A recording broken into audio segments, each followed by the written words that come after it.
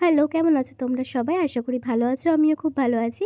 তো আজকে আমি একটা রেসিপি শেয়ার করতে এসেছি। তবে এখন আমি একটু গরম জল করে নিচ্ছি। যেহেতু শীতকাল আর আমাদের মা-মেয়ে দুজনারই গলার অবস্থা খুব খারাপ। তো চলো এবার মাকে একটু চা করে দিয়ে আসি। দেন আমি আমার মেন রেসিপিতে ঢুকবো। চাটা মাকে দিয়ে আসার পর আমি একটুখানি পনির আনা হয়েছিল 200 গ্রাম মতো।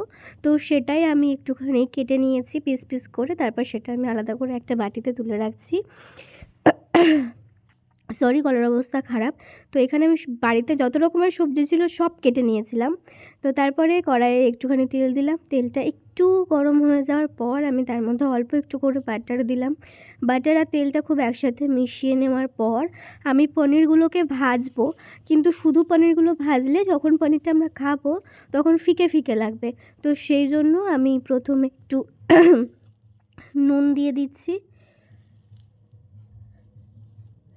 তারপর আমি অল্প একটু হলুদ, একটু জিরে গুঁড়ো আর অল্প একটু রেড চিলি পাউডার দিলাম। তারপর আমি তেলের মধ্যে এগুলো দিয়েছি, আমি কিন্তু পনিরে আলাদা করে দিইনি। তো এবার আমি পনিরগুলো আস্তে আস্তে করে ভেজে নেব। খুব বেশি ভাজাভাজি বা নাড়ানাড়ি করলে হবে না, কারণ পনির যেহেতু সফট হয় সেই জন্য ভেঙে যেতে পারে, আর ভেঙে গেলে দেখতেও খারাপ লাগবে, তখন আমাদের খাওয়ার ইচ্ছেটা আর থাকে না। তো চলো, এখানে আমার পনিরগুলো ভাজা হয়ে গিয়েছে। আর এখানে কিন্তু পনিরগুলোকে খুব সাবধানে একটা একটা করে তুলছি। তার কারণ যেহেতু এগুলো ভীষণ সফট, সেই জন্য যদি আমি একসাথে সবটা তুলতে যাই তাহলে পুরো ঘেটে একদম ঝুরি ভাজা হয়ে যাবে। সেই জন্য আর টকাস করে আমার মা একটা তুলে নিয়ে চলে গেছে। তোমরা জানি না লক্ষ্য করেছো কি না। তো যাই হোক, এবার আমি ওই তেলের মধ্যেই অল্প একটু করে চিনি দিচ্ছি, আর একটু হচ্ছে সাদা জিরে, আর একটু রেড চিলি পাউডার, মানে হচ্ছে কাশ্মীরি রেড চিলি পাউডারটা। এবারে আমি প্রথমে ফুলকপি, গাজর আর আলুটা দিয়ে দিচ্ছি, যেহেতু এগুলো সেদ্ধ হতে বেশি টাইম লাগে সেই জন্য।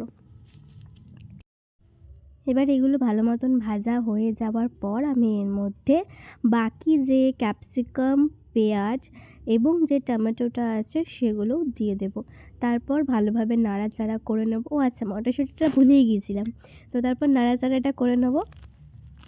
একটু ভাজা ভাজা হয়ে যাবে, তারপর আমরা আবার মেন যে হলুদ, লবণ, যা যা আমাদের গুঁড়ো মশলা লাগে রান্নায় সেগুলোই। প্রথমে লবণ দিয়েছি, তারপর একটুখানি হলুদ দিলাম, তারপর জিরে গুঁড়ো, ধনে গুঁড়ো আর হচ্ছে অল্প একটু করে চিনি আবার দিয়ে দিলাম, যেহেতু পনিরটা একটু মিষ্টি মিষ্টি ভালো লাগে।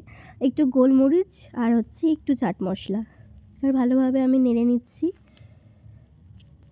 এগুলো আবার একটু ভাজা ভাজা হয়ে যাওয়ার পর আমি মাঝখানে একটুখানি জায়গা করে নিয়ে এর মধ্যে অল্প একটু বাটার দিয়ে সঙ্গে সঙ্গে একটু ঢাকনা চাপা দিয়ে দিতে হবে।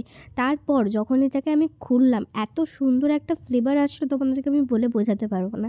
তারপর আমি আস্তে আস্তে এখানে যে টমেটোগুলো ছিল সেগুলো ভালো মতন স্ম্যাশ করে দিচ্ছি, যাতে আমাদের যে ফ্লেভারটা ওটাও ভালো আসে।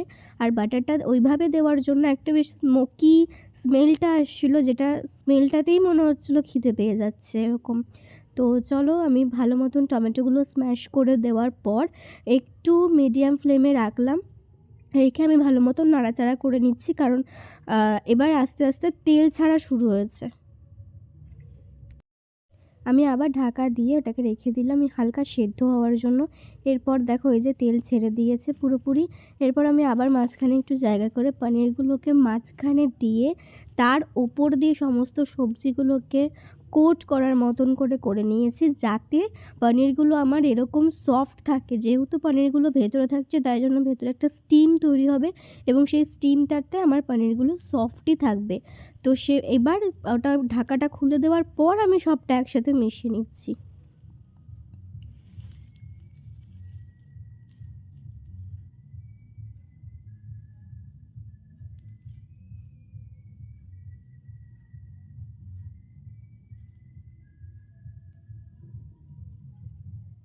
সব কিছু একসাথে মিশিয়ে নেওয়ার পর আমি সামান্য জল দিলাম, যাতে শুধুমাত্র যে সবজিগুলো আছে সেগুলো একটু ডুবে যায় আর সেদ্ধটা হয়ে যায়।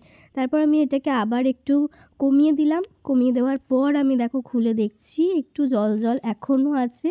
তো এই পর্যাতেই চাইলে তোমরা যদি ভাত বা ফ্রাইড রাইস এরকম কিছুর সাথে খেতে চাও তো এই পর্যাতেই খেয়ে নিতে পারো। আমি একটু দেখে নিলাম যে সবজিগুলো সেদ্ধ হয়েছে কিনা। তো সব সবজি মোটামুটি সেদ্ধ হয়ে গেছে, বাট আমি যেহেতু রুটি দিয়ে খাবো তাই আমি এটাকে আরেকটু ড্রাই করে নিয়েছি।